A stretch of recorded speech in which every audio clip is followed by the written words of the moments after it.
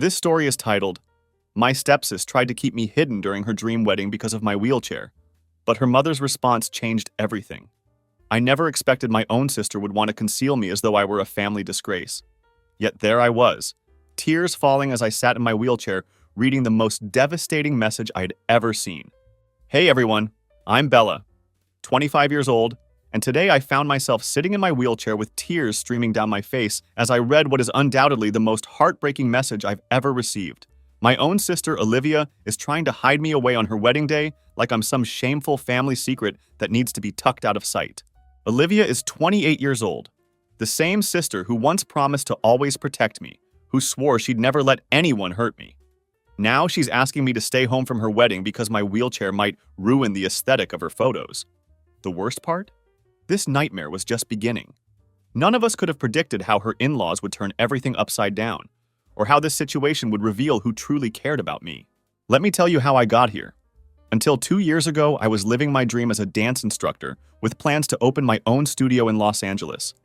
My days were filled with music, movement, and the joy of teaching others to express themselves through dance. I had already started scouting locations and developing business plans for my studio. Everything was falling into place exactly as I had imagined since childhood. That all changed one foggy December night when some drunk driver decided to run a red light. The impact was devastating, both physically and mentally. I survived the crash, but my legs didn't get the memo. I ended up paralyzed from the waist down, and just like that, my life switched from pirouettes to wheelchair ramps in an instant. The transition was brutal. One day I was demonstrating complex dance routines to my students. The next, I was learning how to navigate the world from a seated position. Basic tasks I once took for granted became challenging obstacles. My dreams of owning a dance studio seemed to crumble overnight, replaced by endless physical therapy sessions and a new reality I never asked for. Before diving deeper into this wedding drama, there are a few key people you need to know about. First, there's Olivia, my sister, who transformed from my protective older sibling into a bridezilla obsessed with appearances. Then there's Nathan, her 30-year-old fiancé, a trust fund kid working in luxury yacht sales who seems more concerned with how things look than how people feel. His parents, Vincent, 62, and Eleanor, 56, initially came across as typical wealthy snobs with their designer clothes and carefully practiced social graces. Boy, was I wrong about them. But I'll get to that later. Before all this wedding drama exploded, Olivia and I were inseparable growing up. She was my biggest cheerleader who never missed a single dance recital. I can still picture her sitting in the front row, beaming with pride as I performed. She would help me practice routines in our backyard for hours, offering encouragement and suggestions until I got every move just right. Whenever middle school bullies targeted me, she was there in an instant, fiercely defending me against anyone who dared to make me feel small. After my accident, Olivia was there through everything. Every grueling physical therapy session where I struggled to regain even the smallest amount of independence. Every tear-filled night when I mourned the loss of my dancing career, and every small victory when I mastered a new skill from my wheelchair. She celebrated each milestone, no matter how tiny, with the same enthusiasm she once showed at my dance performances. That's what makes her recent behavior so shocking and painful. It's like she became a completely different person the moment a diamond ring slipped onto her finger. Everything changed when Olivia got engaged to Nathan. It was like watching a gradual transformation as she slowly shifted into someone I barely recognized. The engagement party was when I first noticed something was wrong. Olivia had arranged it at some fancy Beverly Hills country club that barely had wheelchair access. My dad had to carry me up several steps just to reach the main entrance. Not exactly the dignified arrival I had hoped for. I felt like an afterthought, an inconvenience that hadn't been considered in the planning process. During family photos at the engagement party, things got weird. Olivia kept positioning me at strange angles, trying to hide my wheelchair behind other relatives. She would direct the photographer to get a different angle whenever my chair was prominently visible, or suggest that I be placed at the end of group photos where I could be easily cropped out later. I tried to brush it off at the time, thinking maybe she was just stressed about making everything perfect for her special celebration. I wish I had seen these red flags for what they truly were, the beginning of a pattern that would only get worse. Things deteriorated rapidly as wedding planning kicked into high gear. Olivia started excluding me from dress fittings, claiming the boutiques were too cramped for my wheelchair. She kept skipping venue tours with me, always with some flimsy excuse about accessibility issues that she didn't want to make me deal with. When I offered to help with wedding planning, hoping to keep our close bond intact, she'd either dodge my calls or send back short, dismissive texts. My sister, who used to share every detail of her life with me, from her most embarrassing moments to her greatest triumphs, was slowly pushing me away, and I couldn't understand why. Each time I reached out, her responses became more terse and evasive. Once, I spent hours creating a digital mood board with accessible wedding venue ideas, carefully researching places that would be perfect for her vision while accommodating my needs. When I sent it to her, all I got back was a brief, "Thanks, but we're going in a different direction." No explanation, no appreciation for my effort, just another door gently but firmly closed in my face. Then came that message, the one that would set off a chain of events none of us saw coming. Olivia wanted to meet for coffee, saying she needed to discuss something important about the wedding. My heart actually lifted when I received her text. I thought maybe she was finally ready to include me in the planning, or perhaps even wanted me to be her maid of honor. After weeks of being sidelined, I was desperate to reconnect with my sister, to find the person I knew beneath this wedding-obsessed stranger. God, I was so naive. Looking back now, I wish I'd never agreed to that meeting. But then again, if I hadn't shown up, I never would have witnessed the incredible turn of events that followed, or discovered who my true allies were in this family drama. In a strange way, that painful coffee shop conversation was the catalyst that exposed truths that might have otherwise remained hidden. You need to understand something first. Just how much this wedding meant to Olivia, and how far she was willing to go for her perfect day, even if it meant breaking her little sister's heart. This wasn't just any wedding to her. It represented her entry into a social circle she had always aspired to join, a world of privilege that Nathan had promised her. Every detail had to be perfect, every photo Instagram-worthy, every moment curated for maximum impact. And apparently, a sister in a wheelchair didn't fit into that carefully crafted narrative. That coffee shop meeting will forever be burned into my memory as the moment I realized how deeply status and appearances can corrupt even the strongest family bonds. The fall sun was streaming through the windows, casting this warm, golden glow that felt mockingly cheerful, given what was about to unfold. Olivia was already there when I arrived, fidgeting with her massive engagement ring, a family heirloom from Nathan's grandmother that she never got tired of mentioning in conversation, on social media, and apparently to anyone who would listen. The moment I saw her face, I knew something was wrong. My sister, usually so composed and confident, couldn't even meet my eyes. Instead, she stared into her untouched vanilla latte, like it held the answers to some impossible dilemma. Her perfectly manicured fingers trembled slightly as she pushed a wedding invitation across the table. An invitation that, to my growing horror, wasn't meant for me. What followed was pure torture, a carefully rehearsed speech about wedding aesthetics and maintaining a certain image for Nathan's family connections. Each word felt like a physical blow. I sat there stunned as my own sister methodically explained why I couldn't be at her wedding. Olivia explained in this weirdly detached way, the kind people use when they're trying to distance themselves from their own cruelty, how Nathan's family had concerns about how a wheelchair would look in their formal wedding photos. She spoke as if discussing a minor logistical issue rather than the exclusion of her own sister from one of the most important days of her life. She actually suggested I could attend the ceremony remotely via live stream, like watching my own sister's wedding through a screen would somehow be an acceptable compromise. "This way you can still be part of it," she said with forced brightness, as though she was offering me some kind of favor. "You won't have to worry about navigating the venue or being uncomfortable all day." Her words were coated with a thin veneer of consideration that couldn't disguise the underlying message. My presence would be an inconvenience, a visual disruption to her perfect day. But here's what really twisted the knife.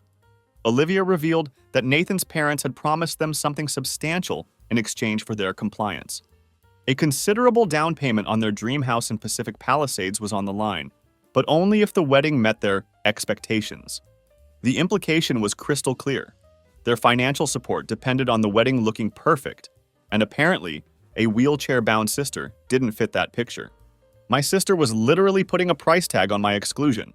I sat there, my hands gripping my wheelchair's armrests so tight my knuckles turned white, while Olivia continued to rationalize her betrayal. She talked about how this was her one special day, how she'd been dreaming about this wedding since we were little girls playing dress-up in our mother's clothes. I remembered those days too, how we'd wrap ourselves in mom's scarves and jewelry, pretending to be brides. Never once in those childhood games did we imagine excluding each other from our special days. Never once did we suggest that one sister shouldn't be seen. The worst part was how she actually tried to frame it like she was doing me a favor. She suggested I would be more comfortable watching from home, where I wouldn't have to worry about accessibility issues. "Think about it, Bella," she said, her voice taking on that patronizing tone people sometimes use with the disabled. "You won't have to deal with the stress of getting around an unfamiliar venue. You can watch in your pajamas, take bathroom breaks whenever you need to. It'll be much easier for you." As if my comfort was her primary concern, rather than her embarrassment about my wheelchair. My mind flashed back to all those nights of her sitting by my hospital bed after the accident, promising me nothing would ever change between us. I could still hear her voice, cracking with emotion, as she'd sworn that my disability wouldn't define me, that she'd always be there to support me. "We're in this together," she'd said, holding my hand so tightly it almost hurt. "Nothing will ever come between us." Now, 2 years later, she was effectively uninviting me from her wedding because my wheelchair might clash with her color scheme. I wanted to scream. I wanted to flip that fancy coffee table, throw her overpriced latte in her face, and cause the scene she was so desperately trying to avoid at her wedding. I wanted everyone in that upscale cafe to hear about what she was doing, to witness her shame. But instead, I did something that seemed to shock her even more. I laughed. It wasn't a happy laugh.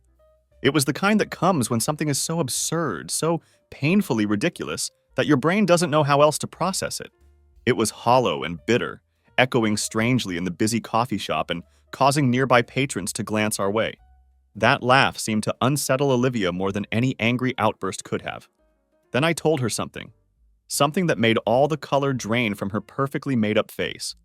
I reminded her about our late grandmother's vintage pearl necklace, the something old she was planning to wear at her wedding, the one she'd been so proudly showing off in her engagement photos. "You know, Olivia," I said, my voice surprisingly steady despite the storm raging inside me, "that necklace you've been planning to wear? Grandma's pearls? They were actually left to me in the will." Olivia had been borrowing the necklace for the past year, and I'd been happy to let her keep it because, well, that's what sisters do. We share. We support each other. We don't exclude each other from major life events over superficial concerns about appearances. But now I wanted it back. The look of panic that flashed across her face was almost satisfying. That necklace wasn't just any accessory. It was central to her wedding aesthetic, featured in all her bridal magazine submissions, and plastered all over her Pinterest boards. She'd been bragging about its history to Nathan's family, weaving it into her carefully crafted image of old money elegance. Without it, her entire bridal look would be incomplete. Her narrative of family heritage disrupted. You can't be serious," she stammered, her composed facade cracking for the first time. "Everyone's already seen me wearing it. It's in all our engagement photos. The wedding planner has designed everything around it." "Well," I replied, taking a sip of my coffee with deliberate slowness, "I guess you'll have to explain to everyone why you no longer have it. I'm sure they'll understand when you tell them you uninvited your disabled sister from your wedding. What happened next would change everything, would not only alter Olivia's perfect wedding plans, but would reveal the true colors of everyone involved. Trust me, some of those colors were far from the elegant palette my sister had chosen for her special day. The next few days were pure chaos. Unanswered calls and passive-aggressive family text messages everywhere. Olivia had spun quite a tale to our parents about my unreasonable behavior regarding grandmother's necklace. She portrayed me as the villain, a bitter, jealous sister trying to ruin her big day out of spite.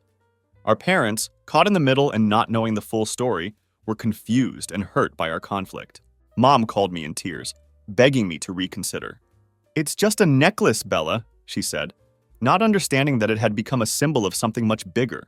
My dignity, my value, my place in the family. Dad was more measured but equally concerned, suggesting that perhaps stress was making both of us act out of character. Neither of them knew about Olivia's request that I not attend the wedding, as she'd apparently kept that part to herself. But then something unexpected happened. That evening after our coffee shop confrontation, I received an email from Eleanor, Nathan's mother. My finger hovered over the delete button as I assumed it would be full of polite society venom about maintaining their family's reputation. Instead, what I read made my hand shake. Eleanor had requested a private meeting at her home and explicitly stated that Nathan and Olivia shouldn't know about it.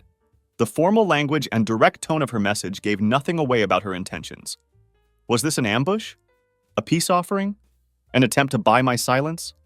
Against my better judgment, and maybe driven by a perverse curiosity about what fresh humiliation awaited me, I agreed to meet with her the following afternoon.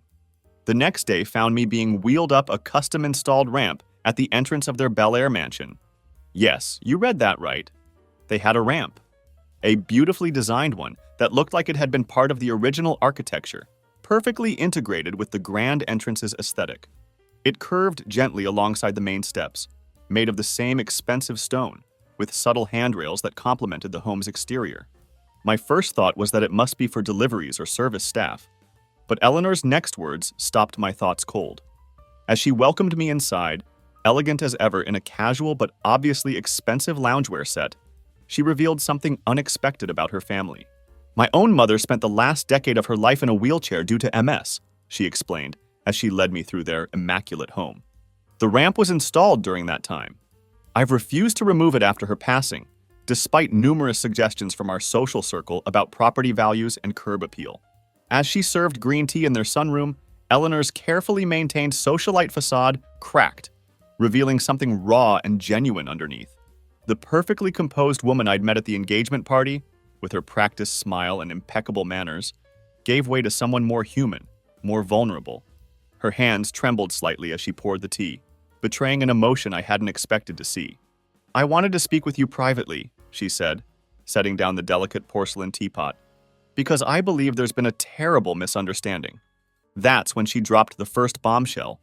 Eleanor had no idea about Olivia's plan to exclude me from the wedding.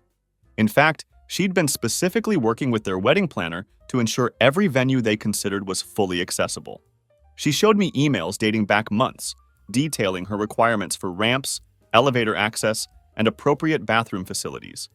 One venue had been rejected specifically because its historic status meant accessibility modifications weren't possible. When Nathan mentioned they'd found the perfect place, my first question was about wheelchair access, she explained, her voice tightening with controlled anger. He assured me everything was taken care of. I never imagined. She didn't finish the sentence, but she didn't need to. The implication was clear. She never imagined they were planning to solve the accessibility problem by simply not inviting me. The second revelation hit even harder. The supposed house down payment contingency Olivia had mentioned? It was a complete fabrication. My mind reeled as Eleanor continued explaining, her perfect composure slipping further with each word. "We have indeed offered to help with a house down payment," she confirmed, "but it was a freely given wedding gift, no strings attached. We'd never even hinted at any conditions about the wedding's appearance." She looked genuinely distressed as she added, "I can't believe they would use our gift as leverage like this." As Eleanor spoke, her perfectly composed expression crumbled slightly, revealing genuine distress at how her future daughter-in-law had weaponized their gift to manipulate her own sister. The elegant woman sitting across from me seemed truly horrified by what Olivia had done, and I found myself believing her, despite my initial suspicion that this meeting might be some kind of trap. But the real punch came when Eleanor mentioned the wedding venue's bridal suite. She had personally overseen its renovation to ensure it would be wheelchair accessible, wanting to surprise me. "Olivia mentioned how close you two were," Eleanor said, her voice soft with sympathy. "I wanted to make sure you could be comfortable helping her prepare on her big day. I even had them install a full-length mirror at the proper height so you could see yourself alongside the other bridesmaids." The irony was almost too much to bear. While my sister was plotting to exclude me, her future mother-in-law was literally remodeling spaces to include me. Eleanor had gone out of her way to ensure I would feel welcome and comfortable, while Olivia had been figuring out how to keep me away. The contrast couldn't have been more stark. Eleanor's next words would change everything. She pulled out her phone, her fingers hesitating briefly before unlocking the screen. "There's something else you should see," she said, her voice now heavy with reluctance. "Something that came to light accidentally." She showed me a series of texts between Nathan and Olivia, accidentally sent to the family group chat instead of their private conversation. My blood ran cold as I read their casual discussion about how to handle the wheelchair situation. Nathan had suggested they could Photoshop the chair out in some photos if needed, as if erasing a core part of my identity was no different than removing a red-eye effect. Olivia's response was even worse. She was already planning to tell guests I was too ill to attend, crafting a narrative of concerned sister rather than admitting the truth. "Everyone will sympathize," she'd written. "No one expects someone in her condition to manage a full day of wedding festivities anyway. Her condition. As if my disability was some sort of temporary illness rather than my daily reality. As if I hadn't been managing full days of teaching dance classes from my wheelchair before this wedding drama began. The casual dismissal of my capabilities hurt almost as much as the exclusion itself. As I sat there processing this betrayal, Eleanor made an unexpected offer, one that would throw Olivia's carefully orchestrated plans into complete chaos. But before I could even respond, Vincent burst into the room, his face ashen. He had just received some information about Nathan that would make the wheelchair drama seem like a minor footnote in comparison. Looking back now, I realized that afternoon tea with Eleanor marked the moment everything started unraveling. Olivia's perfect wedding facade was about to crack, and the truth behind Nathan's polished exterior was going to leave everyone questioning who the real villains were in this story. Vincent's revelation about Nathan felt like watching a carefully constructed house of cards collapse in slow motion. As he paced the sunroom, his usual commanding presence diminished by visible distress. Vincent revealed something shocking about his son's business dealings. "Nathan has been orchestrating an elaborate fraud scheme through his yacht sales," he explained, his voice tight with controlled anger. "He's been taking deposits for luxury vessels that don't exist, using the money to maintain his facade of wealth and success." Vincent handed me a tablet displaying spreadsheets, bank statements, and email exchanges. The evidence was overwhelming. Nathan had been running a sophisticated scam, convincing wealthy clients to put down substantial deposits on exclusive yachts that were perpetually just about to become available or currently being customized in Europe. In reality, these boats existed only in doctored photographs and professional-looking brochures. "The house he promised Olivia? It's part of a development project that exists only on paper," Vincent continued, sinking heavily into a chair opposite me. He looked suddenly older, the weight of his son's deception aging him before my eyes. "There are no building permits, no approved plans, nothing but a convincing website and some impressive architectural renderings." The weight of this truth settled over the room like a heavy fog. Everything about Nathan's life was a carefully constructed illusion. The successful business, the family wealth, the promises of a luxurious future with Olivia. It was all built on fraud and deception. Eleanor's hands trembled as she set down her teacup, the delicate china making a soft discordant sound against its saucer. The woman who had shown me such unexpected kindness now faced her own devastating reality. Her son was not just complicit in excluding a disabled sister-in-law. He was a criminal whose carefully constructed world was about to implode. In that moment, Eleanor's earlier offer took on new significance. Before Vincent's interruption, she had suggested that instead of staying home, I should arrive at the wedding early, before the other guests. She wanted me to help her arrange a surprise celebration of mine and Olivia's childhood dance performances. She'd found videos of our recitals and planned to project them during the reception. "I thought it would be a beautiful tribute," Eleanor explained. Her composure regained somewhat. "To honor your shared history and your passion for dance. To show everyone that your wheelchair doesn't diminish who you are or what you've accomplished." The irony was suffocating. While Olivia plotted to hide my wheelchair, Eleanor had been working to celebrate the very thing that had led to my current condition, my love of dance. She wanted to highlight our sisterly bond through these shared memories, completely unaware that Olivia was simultaneously trying to sever that bond. But now, with Vincent's revelation hanging in the air, that surprise felt like a footnote in a much larger tragedy. The beautiful tribute Eleanor had planned would likely never happen now, lost amid the coming storm of legal consequences and public scandal. Eleanor's next words showed me where Olivia had inherited her flair for dramatic timing. She revealed that she had already contacted the FBI about Nathan's schemes, driven by her own discovery of irregularities in the family's charitable foundation, which Nathan had been helping to manage. "I found discrepancies in the foundation's accounts last month," she explained, her voice steadier now, resolved. "When I confronted Nathan, his explanations didn't add up. I hired a private investigator who uncovered much more than I ever anticipated." She met my eyes directly.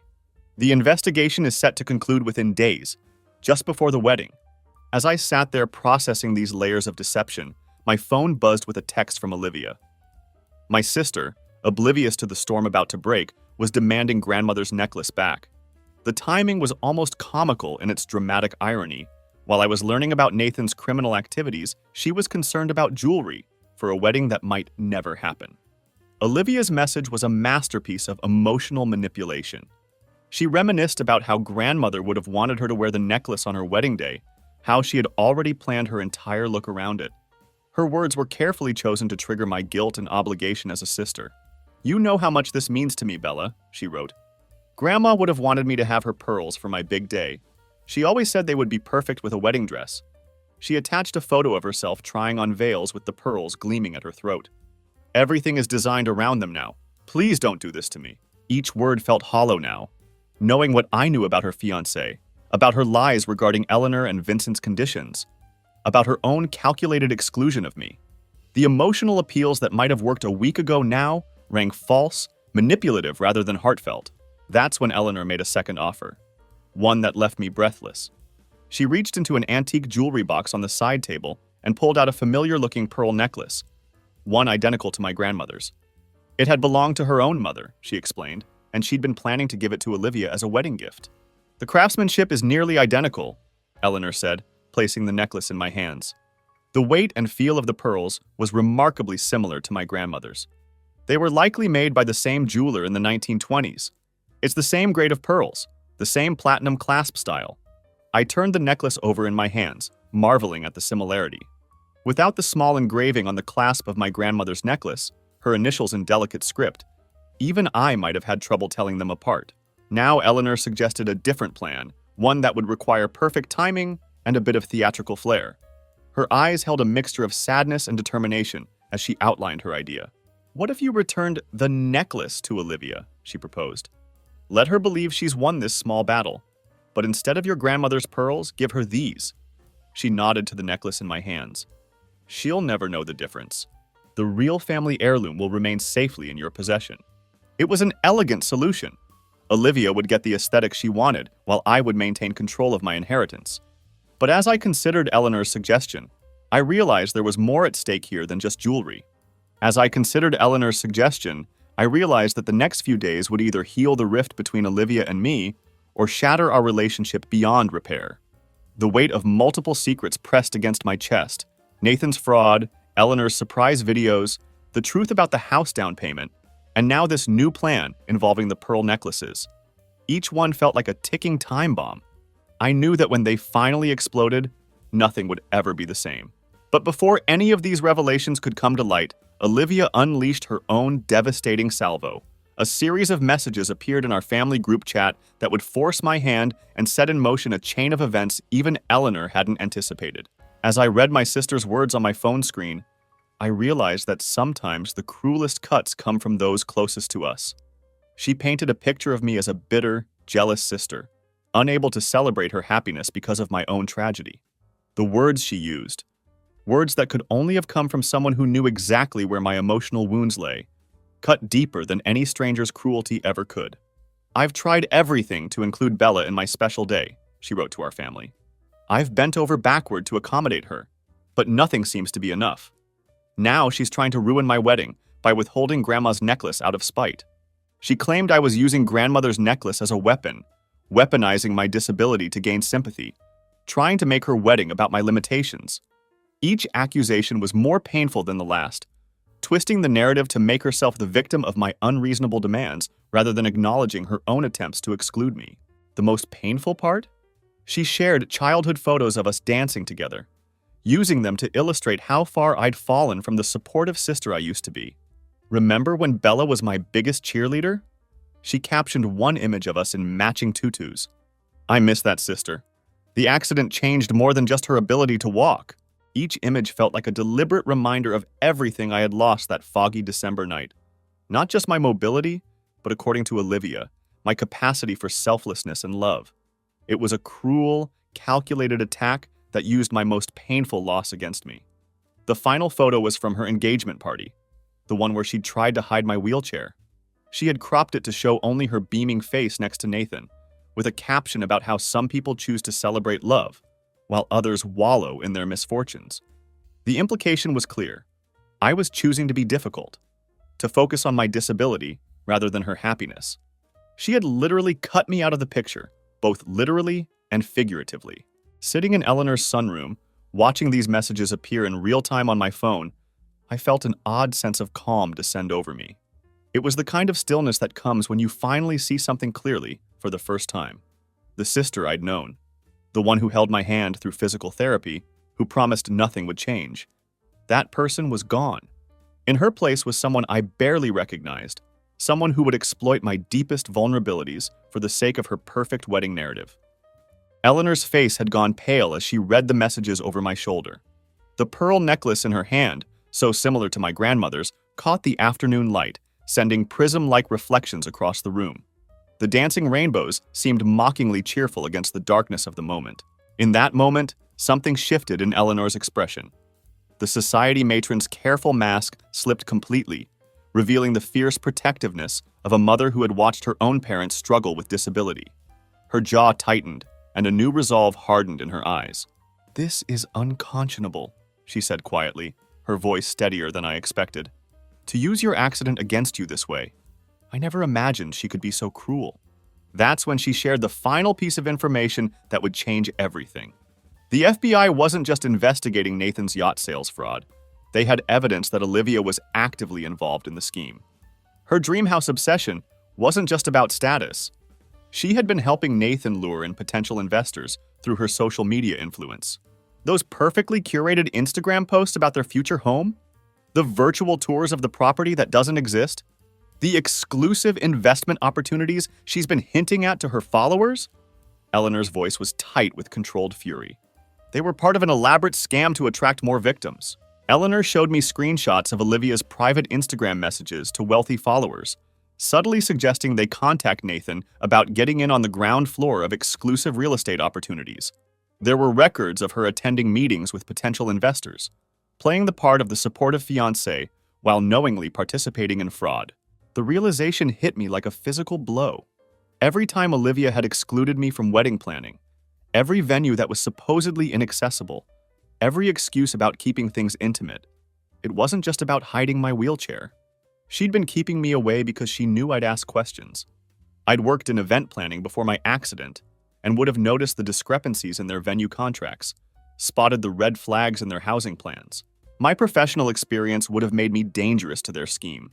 I would have recognized the inconsistencies, questioned the vague timelines, maybe even contacted the developers directly to confirm details.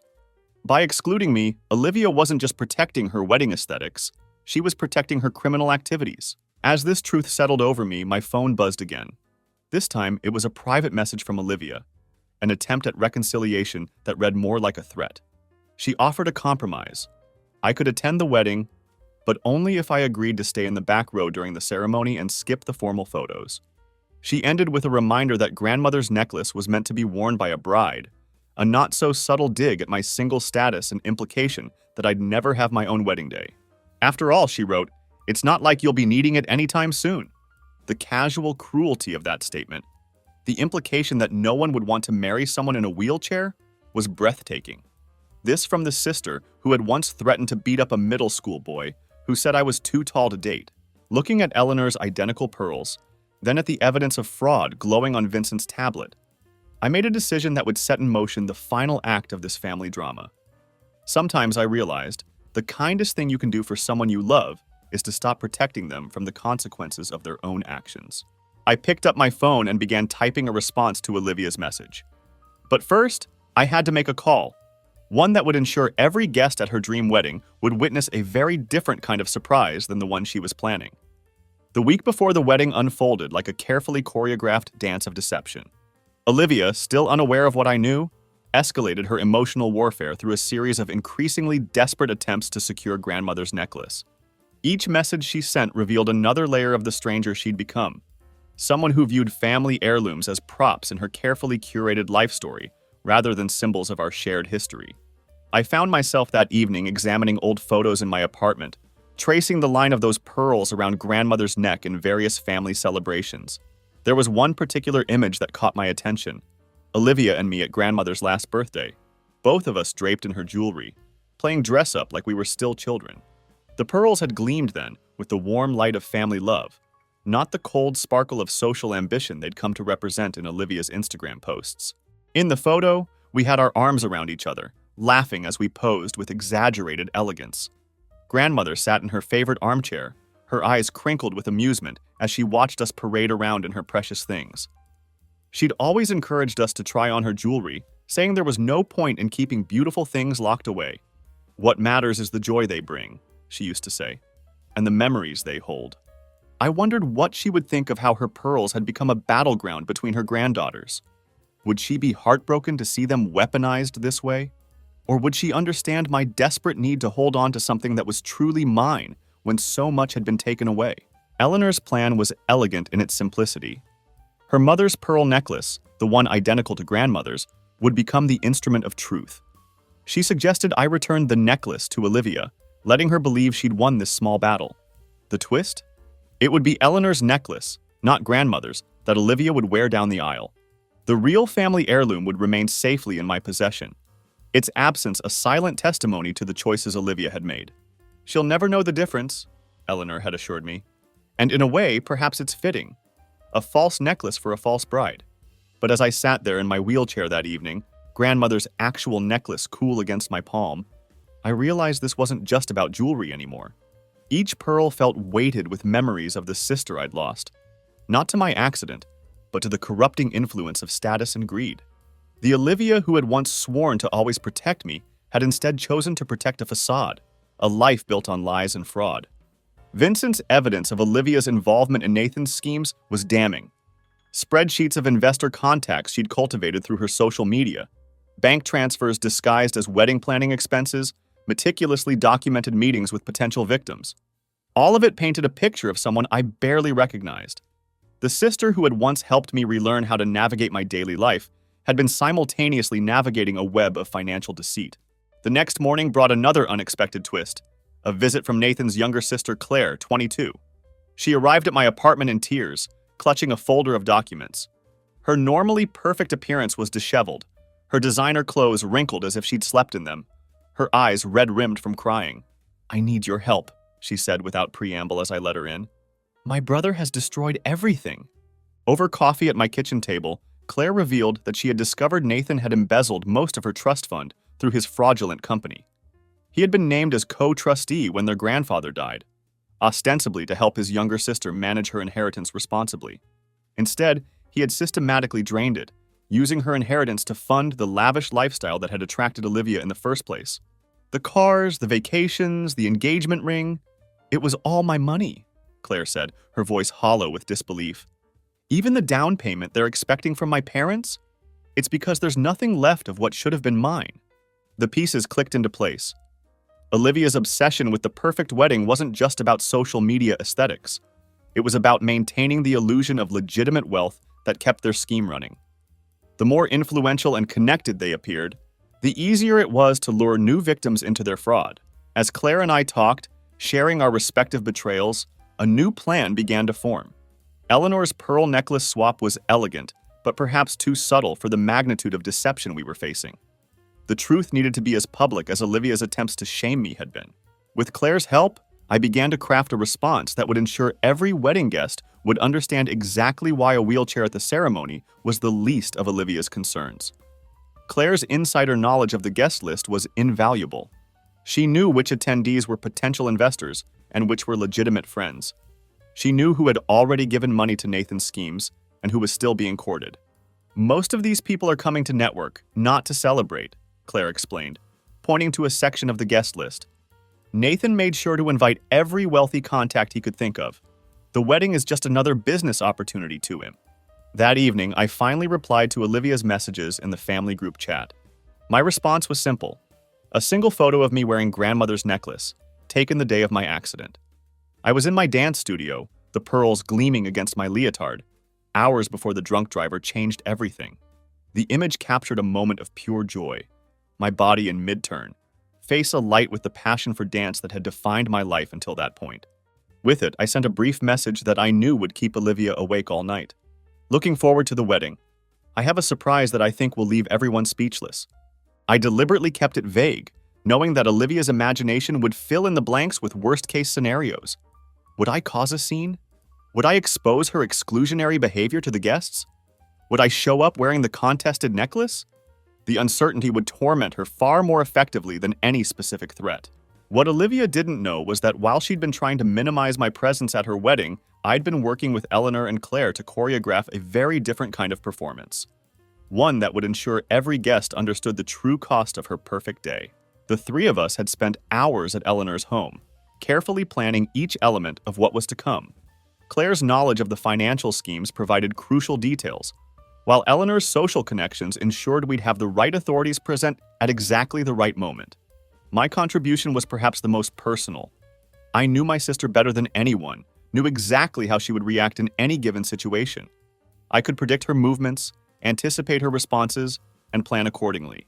She'll try to control the narrative, I explained to Eleanor and Claire. She always does. We need to make sure there's no opportunity for her to spin this. As I set my phone down that night, the weight of grandmother's real pearls against my neck felt like armor, protecting me for the battle to come. I ran my fingers along the smooth orbs, drawing strength from their solidity, from the generations of women who had worn them before me. Whatever happened next, I would face it with the same grace that had carried my grandmother through her own trials. The morning of Olivia's wedding dawned with a kind of pristine clarity that usually only exists in wedding magazines. Clear blue skies, perfect temperature, not even a hint of the predicted light showers. It was as if nature itself had conspired to create the perfect backdrop for what was about to unfold. I arrived early, just as Eleanor had originally planned, but for entirely different reasons now. My wheelchair glided smoothly over the venue's accessible pathways, the ones Olivia had claimed didn't exist, while Eleanor's pearl necklace rested in a velvet box on my lap. The real family heirloom remained at home, safely stored away from the chaos about to unfold. The venue was stunning, I had to admit. Olive trees strung with twinkling lights lined the entrance to a restored historic mansion. Florists and decorators bustled about, arranging elaborate displays of white roses and greenery. A string quartet rehearsed in the garden where the ceremony would take place. It could have been a scene from a fairy tale wedding, if you didn't know about the lies it was built upon. The bridal suite was a flurry of activity when I entered. Bridesmaids in matching silk robes clustered around a makeup artist, champagne flutes in hand. A photographer flitted about capturing candid moments that were anything but. And in the center of it all was Olivia, her face half done with makeup, her eyes widening as she spotted me in the doorway. Her expression flickered through a series of emotions.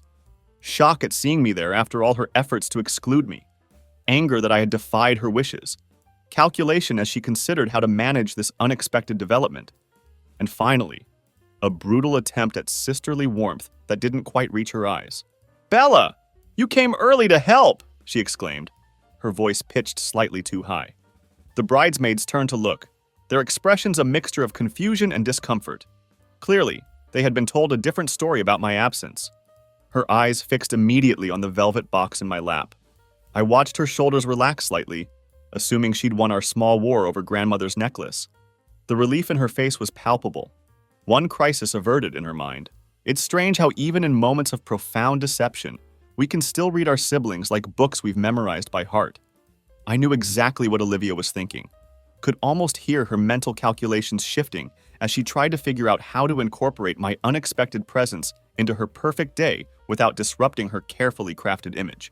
What happened next unfolded with the precision of a dance recital we'd rehearsed our entire lives for. As Olivia reached for the velvet box, her fingers trembling slightly with anticipation, Claire appeared in the doorway accompanied by 2 FBI agents. The timing was deliberate and perfect. Olivia's hands were just closing around Eleanor's pearls as the agents began reading her rights. The look of confusion on her face as she glanced between the necklace and the agents would have been almost comical if it weren't so heartbreaking. Her makeup half-done face contorted in disbelief, mouth opening and closing without sound as she struggled to comprehend what was happening. The velvet box fell from her hands, tumbling onto the plush carpet as the reality of her situation began to sink in. "Olivia Miller, we have a warrant for your arrest on charges of wire fraud, securities fraud, and conspiracy to commit financial crimes," the female agent stated, her voice calm and professional despite the dramatic setting. The bridesmaids gasped in unison, their champagne flutes frozen midair. The evidence Claire had provided proved instrumental in building the case against both Olivia and Nathan. Every fraudulent transaction, every manipulated social media post, Every fake yacht listing had created a paper trail that led directly back to both of them. Their digital footprint was impossible to erase. Text messages discussing how to lure investors, emails planning how to handle questions about delayed returns, spreadsheets tracking their victims' investments. The dream house they promised their investors was just the tip of the iceberg, Claire had explained during our planning sessions. They've been running their scheme for years, using Olivia's social media influence to lure in victims while Nathan handled the financial manipulation. Now, watching my sister being handcuffed in her bridal suite, still wearing her silk robe embroidered with bride in elaborate script, I felt an unexpected wave of sadness.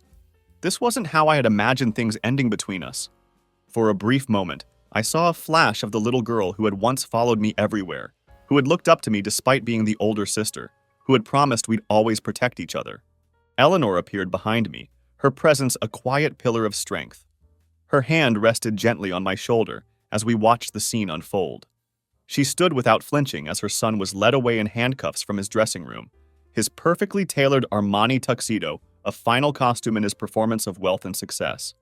"I'm sorry it came to this," she whispered to me, her composure remarkable despite watching her family fall apart. "But some lies can't be allowed to continue." The guests arriving to celebrate what they thought would be a fairy tale wedding instead became witnesses to the unraveling of an elaborate fraud. The parking attendants directed them to designated areas with strained smiles, while whispers spread like wildfire. Police cars and unmarked FBI vehicles lined the entrance where flower-adorned vintage Rolls-Royces were supposed to be. The string quartet continued playing, creating an eerily beautiful soundtrack to the chaos. Many guests simply turned around and left upon seeing the commotion. Others stayed, unable to tear themselves away from the spectacle. A few, those who had invested significant sums in Nathan's schemes, demanded answers from anyone who would listen, their faces twisted with the dawning realization that their money was gone. In the chaos that followed, I found myself facing Olivia one last time as she was being led to a waiting vehicle. Her makeup was streaked with tears, black mascara leaving trails down her cheeks. Her carefully curated facade was crumbling as rapidly as her future plans. The woman who had been so concerned about perfect wedding photos now looked utterly defeated. Her perfect image shattered beyond repair. She asked me in a voice I barely recognized, hoarse from crying, why I couldn't have waited just one more day, giving her just these few hours of perfect happiness before everything fell apart. The desperation in her eyes was painful to witness. Even now, she was thinking about appearances, about having her perfect moment regardless of the cost to others. My response was simple. I showed her the photograph from grandmother's last birthday, the one where we were both draped in her jewelry, innocent and loving. I had kept it in my purse for this very moment, a reminder of what we had once been to each other. "This is who we were," I said quietly, holding the photo where she could see it. "Before you decided that appearances mattered more than people, before you chose a facade over your own sister, that's when I revealed the final truth." I opened the velvet box she had dropped and showed her the pearls inside. "The necklace you were about to put on isn't grandmother's at all." Eleanor stepped forward, gently explaining the significance of her own mother's pearls and how she'd hoped they would symbolize a new chapter of family unity.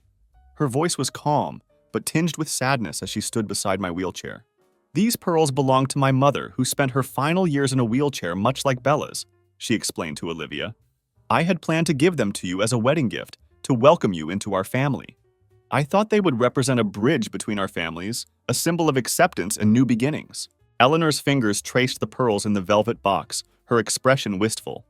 "My mother wore these through her own challenges, never letting her disability define her. I thought having you wear them would honor that spirit of resilience and dignity." She looked directly at Olivia then, her gaze unwavering. "Instead, they have become a testament to how far you've strayed from the sister Bella once knew." Olivia's face crumpled at these words. The realization that she had been about to wear Eleanor's heirloom rather than our grandmother's seemed to hit her almost as hard as her arrest. Perhaps it was the symbolism of it. How she had been prepared to build her perfect day on yet another lie, another false foundation. "The real necklace was never going to be part of your fraud," I added quietly. "Grandmother would have been heartbroken to see her pearls used this way, as a prop in a scheme to deceive people." One of the FBI agents gently indicated it was time to go. As they led Olivia away, she looked back over her shoulder one last time. In that moment, I saw a flicker of the sister I had known. Vulnerable, stripped of pretense, finally seeing clearly the consequences of her choices. But it was too late for apologies or reconciliation. That bridge had been burned long before today. The wedding guests departed quietly, their whispers a gentle rustle of shock and sympathy. Some stopped to offer awkward condolences, as if attending a funeral rather than a wedding. In a way, perhaps they were the death of an illusion, the end of a carefully constructed life. The elaborate floral arrangements, the personalized place settings, the 5-tier cake waiting in the kitchen, all of it stood as monuments to a celebration that would never happen. A few guests, older family friends who had known us since childhood, approached me with genuine concern. Mrs. Harrington, my grandmother's best friend, knelt beside my wheelchair and took my hands in hers. "Your grandmother would be proud of you today," she said, her eyes bright with unshed tears. "Not because of what happened to Olivia, but because you stood up for the truth. Margaret always valued honesty above all else." As I sat in the empty venue surrounded by the elaborate decorations that would never serve their intended purpose, I felt an unexpected sense of peace. The flower-draped arches, the delicate fairy lights, the monogrammed napkins, all of it had been designed to create the illusion of perfection. But real life isn't perfect. It's messy and complicated and sometimes painful, but at least it's honest. The wheelchair Olivia had tried so hard to hide had become the least remarkable thing about this day. In her obsession with creating the perfect image, she had lost sight of what truly mattered: integrity, compassion, and family loyalty. The sister who had once promised to protect me had needed protection from herself, and somehow I had found the strength to provide it, even knowing it would break both our hearts. Eleanor's hand rested gently on my shoulder as we watched the sun set through the venue's windows. The golden light spilled across the empty chairs, the abandoned altar, the dance floor that would remain unused. There was a strange beauty in it all. The remnants of celebration transformed into something more poignant, more true. The real pearl necklace, grandmother's legacy, waited for me at home, its history and meaning preserved from being tainted by fraud and deception. I would wear it someday, perhaps, but not as a symbol of status or wealth. Rather, it would remind me of the importance of authenticity, of valuing substance over appearance. Sometimes I realized true family is found not in the people we were born to, but in those who choose to stand beside us when the perfect facade crumbles, revealing the messy, complicated truth underneath.